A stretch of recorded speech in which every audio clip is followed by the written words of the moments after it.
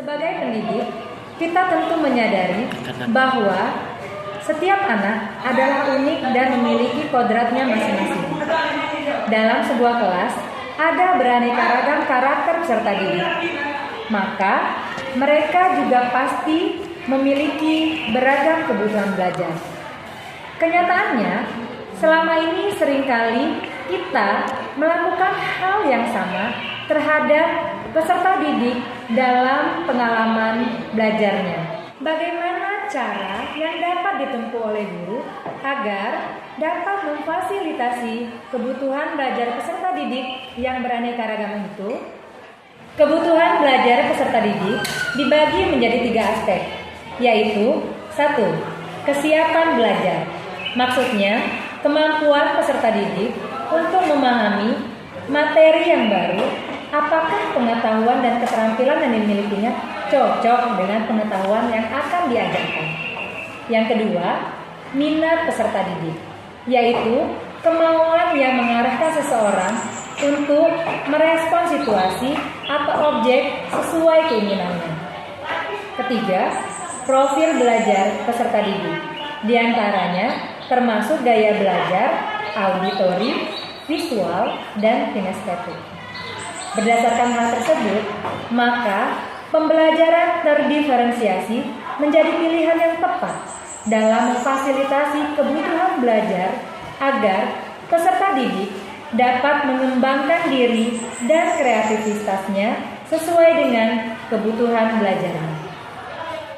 Pada video ini, saya akan membagikan bagaimana proses pembelajaran diferensiasi pada mata pelajaran IPA tentang hukum Mendel kelas 9 di SMP Negeri 4 Kota Lubuk Linggau. Pola-pola pewarisan sifat termasuk materi yang baru bagi peserta didik. Selama ini, peserta didik cenderung kesulitan untuk memahaminya. Untuk itu, pada pembelajaran ini, saya memanfaatkan quizzes, kancing genetika, dan sumber belajar digital seperti video pembelajaran, video podcast, dan sumber belajar lainnya untuk membantu siswa dalam memahami materi yang sedang diajarkan. Pembelajaran diawali dengan mengecek kesiapan siswa dan menyampaikan tujuan pembelajaran. Kemudian, saya melakukan tes diagnostik yang bertujuan untuk menganalisis kemampuan awal peserta didik terkait topik yang diajarkan. Hasil dari tes diagnostik ini saya gunakan sebagai acuan untuk pembagian kelompok belajar siswa pada hari ini.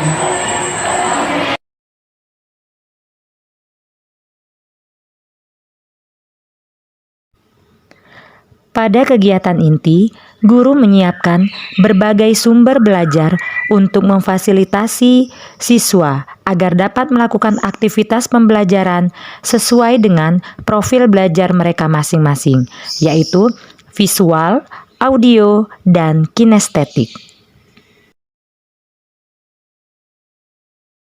Untuk peserta didik dengan gaya belajar visual atau audiovisual, mereka dapat memanfaatkan video pembelajaran untuk meningkatkan pemahaman mereka terhadap materi yang diajarkan.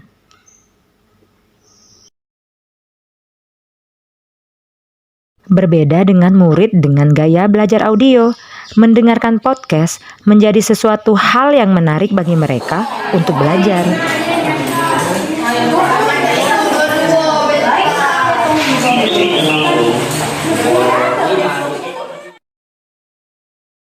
Kelompok berikutnya yaitu peserta didik dengan gaya belajar kinestetik, di mana peserta didik dengan kelompok ini mereka lebih senang melibatkan gerakan ketika mereka sedang mempelajari sesuatu.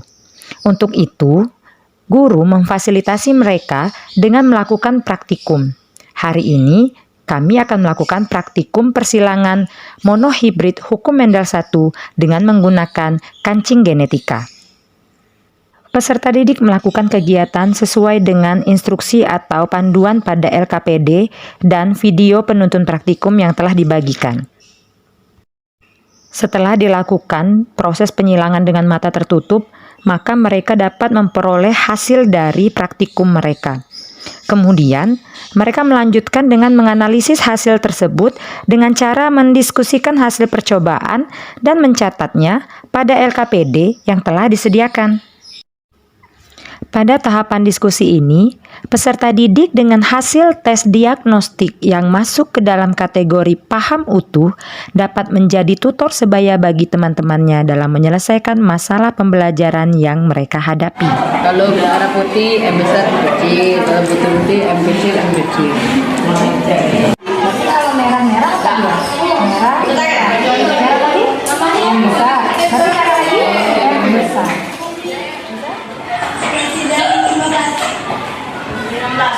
Di sela-sela pembelajaran, tak lupa diberikan ice breaking agar peserta didik tetap bersemangat dalam mengikuti proses pembelajaran. Ini satu ya, kakak main lagi. Berarti kan dengan aku ada ya.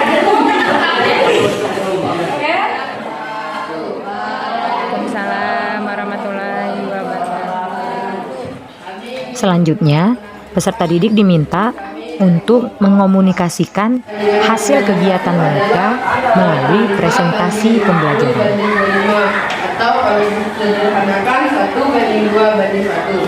Terima kasih. Berikan tepuk tangan untuk kelompok.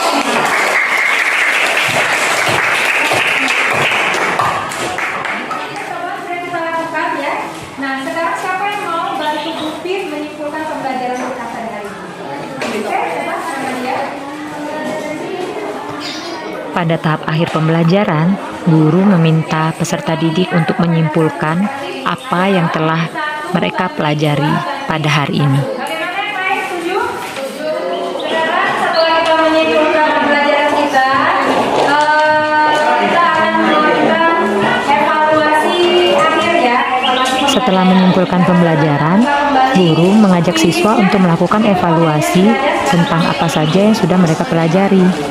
Tak lupa, di akhir pembelajaran, guru meminta peserta didik untuk merefleksi hasil pembelajaran sebagai bahan atau pertimbangan bagi guru untuk pembelajaran yang lebih baik di masa yang akan datang. Sudah kamu peroleh dari pembelajaran kita hari ini? Saya jadi mengetahui tentang persilangan hukum yang satu. Perbandingannya berapa? Bandingnya 1:2:1. Oke, terima kasih. Sekarang saya mau tanya lagi, apa sih yang kalian rasakan pada pembelajaran hari ini? Oke, silakan tunjukkan ya. Sangat seru. Oke.